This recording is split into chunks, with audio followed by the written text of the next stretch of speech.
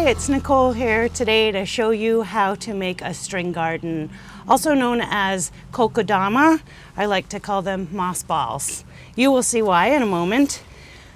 One of the most important parts of the successful formulation of the string garden soil ball is your soil mix.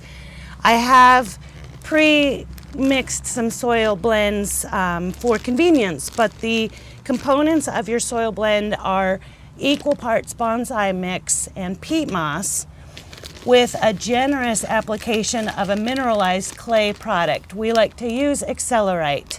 Accelerite is the mineralized clay product, helps to hold water and is the binding agent that holds the clay, holds the soil ball together. So when you get your soil mixed together in your container and thoroughly wet it, you get it to a consistency where in your hands you will be able to start to form a ball.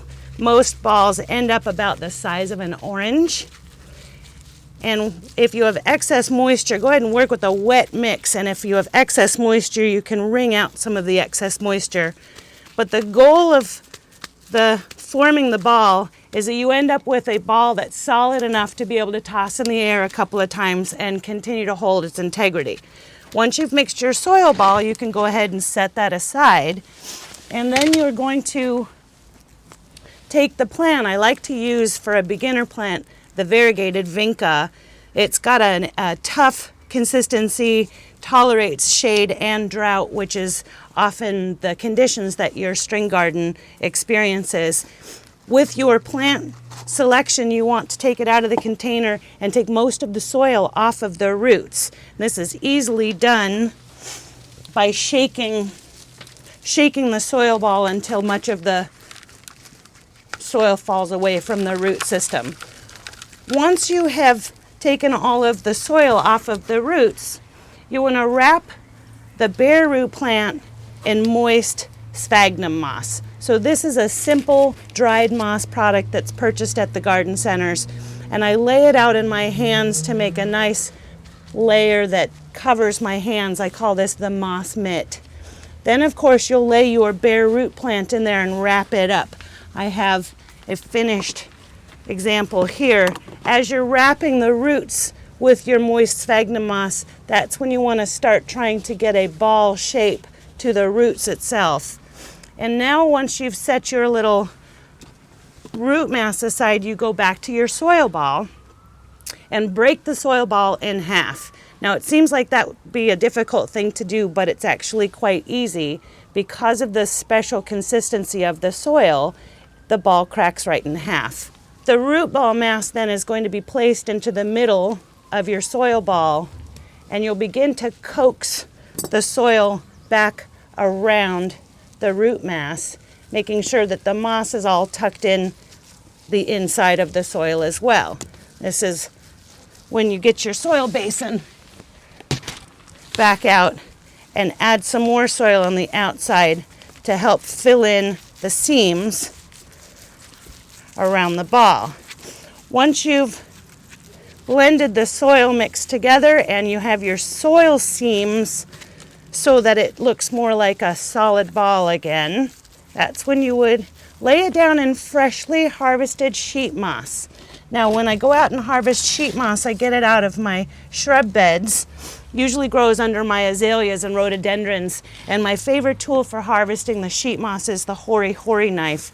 It's a wonderful blade to get right underneath the moss as it's growing on the soil and peel it off in these very thin sheets. Sometimes your mix dries out a little bit as you're working with it, so you can re-moisten your mix to make it easier to hold together.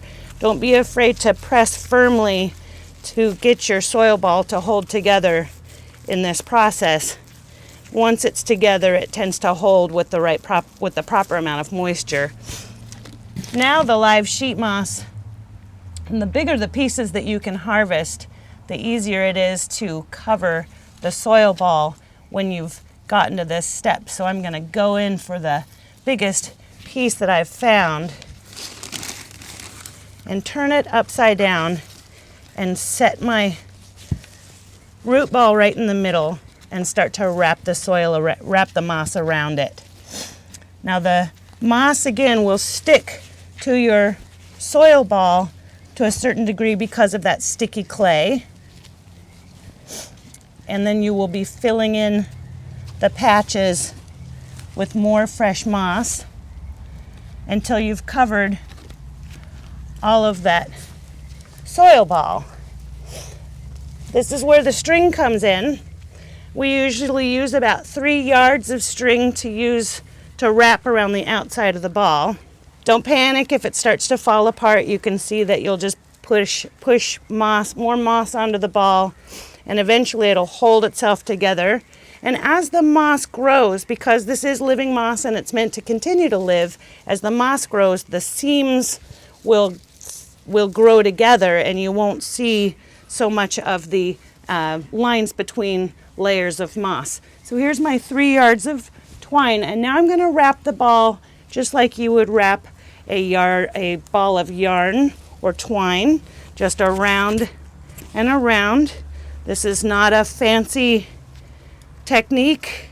The twine eventually will disappear into the soil and the moss and sort of be disguised over time, so you don't have to worry too much about how you're doing your wrapping technique. When the entire ball is finished, you can either attach a hanging string or use the loose ends of your twine to make a hanger so that your ball can be hung from a tree in a shady part of your garden, or it can be hung from a railing on your porch or patio. You can tie this off, and then, as I said, you can either create a hanger or let it sit. Like you see, this one here is a sitting moss ball or string garden, and the finished product here, now you would dunk these in a bucket several times a week as the weather gets warm for 3 to 5 minutes at a time to keep them well hydrated and enjoy them for many years.